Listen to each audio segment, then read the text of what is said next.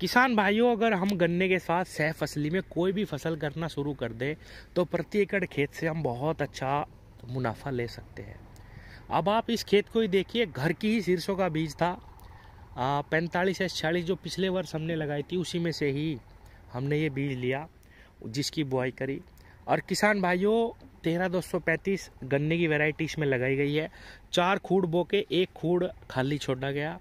और अभी इसमें आपको कोई भी गन्ने का पौधा नज़र नहीं आ रहा होगा क्योंकि खेत बिल्कुल फूल से भर चुका है, फलियां बनने का समय आ चुका है। सही समय पे इस खेत की बुआई करी गई थी। किसान साथियों, यहाँ पे मैं आपको दिखाता हूँ, ये देखिए गन्ने के पौधे भी जमे हुए हैं। जब ये सरसों कट जाएगी इसमें से, तब इसका आगे का कार्य शुरू करा जाएगा गन्ने की फसल के लिए। अभी इसमें कुछ नहीं करा गया, केवल बुआई करी गई है। नॉर्मल खाद जो हम एक फसल के लिए डालते हैं उससे ही दोनों की दोनों फसलें हमारी चलेंगी मार्च अप्रैल तक, जब तक ये सरसों कटेगी।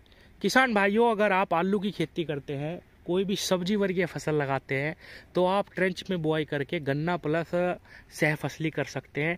चाहे आप मटर लगा लो, आलू लगा लो, आप किसान भाइयों गाजर लगा लो, कोई भी सब्जी आप लगा सकते हैं ट्रेंच में। हमारे इधर ज़्यादा ज्ञान सब्जी का नहीं है, तो ज़्यादातर किसान केवल सरसों की फसल ही गन्ने के साथ करते हैं। इसका बहुत ही ज़बरदस्त लाभ किसानों को मिलता है।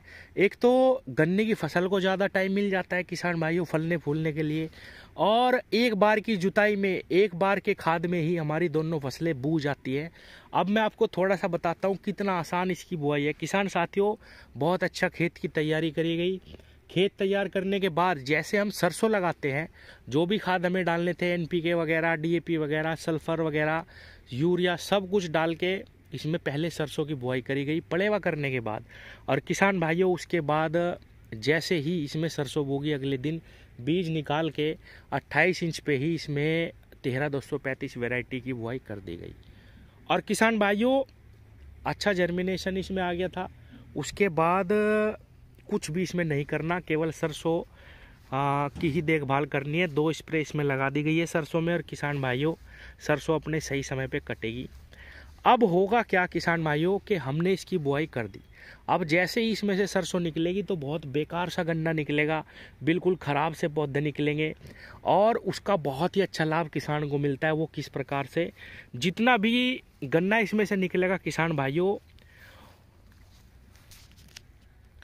वो एकदम से ग्रो करना शुरू नहीं करता। इसमें खरपतवार रहता है। इसका प्रबंधन हमें बिल्कुल पौधे गन्ने की बुआई जैसा ही करना होगा। खाद इसमें डाल लेंगे, पानी देंगे, तुरंत इसमें खरपतवार नाशी दवा का स्प्रे करेंगे, जिससे थोड़े दिन के लिए गन्ने की बढ़वार रुक जाएगी और इसमें बहुत अच्छी टेलरिंग आना शुरू होगी। और किसान भाइयों, इसका एक फ़ायदा और भी मिलता है। जब हम खेत की बुआई करते हैं 20-25 दिन पे ही जाके हमारा खेत सही से जर्मिनेशन ले पाता है। फिर कहीं जाके उसमें पौधे निकलते हैं, टिलरिंग होना स्टार्ट होती है। तो कम से कम अगर हम सितंबर अक्टूबर में गन्ना लगा देते हैं सरसों के साथ, तो हमें 1 महीने का फ़ायदा मिल जाता है। हमारी ये फसल बहुत ही अगेती हो जाती है। और किसान भाइयों, टिलरिंग इसमें इतनी ज़बरदस्त आएगी और इसको समय भी ज़्यादा मिल जाएगा फलने फूलने के लिए। कम खाद में, कम देख रेख में हमारी ये गन्ने की फसल हमें बहुत अच्छा उत्पादन देगी। सरसों हमें बोनस में मिलेगी।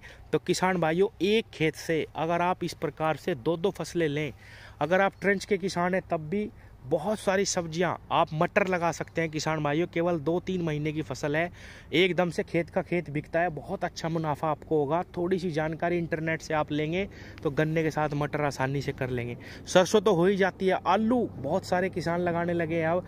तो अगर किसान भाई 2-2 फसलें कर लेंगे तो किसान साथियों बहुत ही अच्छा मुनाफा। यहाँ तक कि इस साल मैंने देखा है कई मेरे किसान साथी जानने वाले गेहूं में भी गन्ना लगा रहे। इस साल नवंबर में उन्होंने गन्ना लगाया और मैं वीडियो लाऊंगा उनकी किस प्रकार से वो प्रबंधन करते हैं। गेहूं का गन्ना लगाने की बजाय जब बुआई करते हैं उसी समय पे, जिस प्रकार मैंने सरसों बताया आपको, उसी प्रकार से गेहूं के साथ गन्ना लगाते हैं और उनका गन्ना भी कम से कम 2 महीने अगेता हो जाता है। जैसे ही गेहूं कटता है, गेहूं के साथ ही वो सारा का सारा पोगा भी काट देते हैं और नीचे से बहुत अच्छी टिलरिंग आती है उसमें। जो हमारा मेन स्टीम है, जो हमारा मेन पौधा है, वो ख़राब हो जाता है। उसके बाद खाद डाल के पानी देते हैं, जैसे ही किसान भाइयों, उसमें बहुत अच्छी टिलरिंग आती है, अगेता हमारा गन्ना हो जाता है। और बहुत ही कम खाद में वो भी गन्ना हमें बहुत अच्छा उत्पादन दे के जाएगा। तो किसान साथियों, अगर सह फसली करी जाए तो ज़्यादा लाभ लिया जा सकता है। इस बारे में किसानों को ज़रूर सोचना चाहिए, विचार करना चाहिए। और किसान भाइयों, एक बार ही खाद डालना, 2-2 फसलें अगर हमें मिल जाए, सर्दियों में दवाइयों का खर्चा भी बचता है। किसान भाइयों, इन दिनों में जो भी सब्जियां हैं, चाहे वो मूली हो, गाजर हो, चाहे वो मटर हो, गोभी हो, कोई भी सब्जी हो, कम उसमें जो है बहुत ही कम दवाइयों का खर्च है। इन दिनों में सर्दियों में कम कीट लगते हैं सभी प्रकार की फसलों में।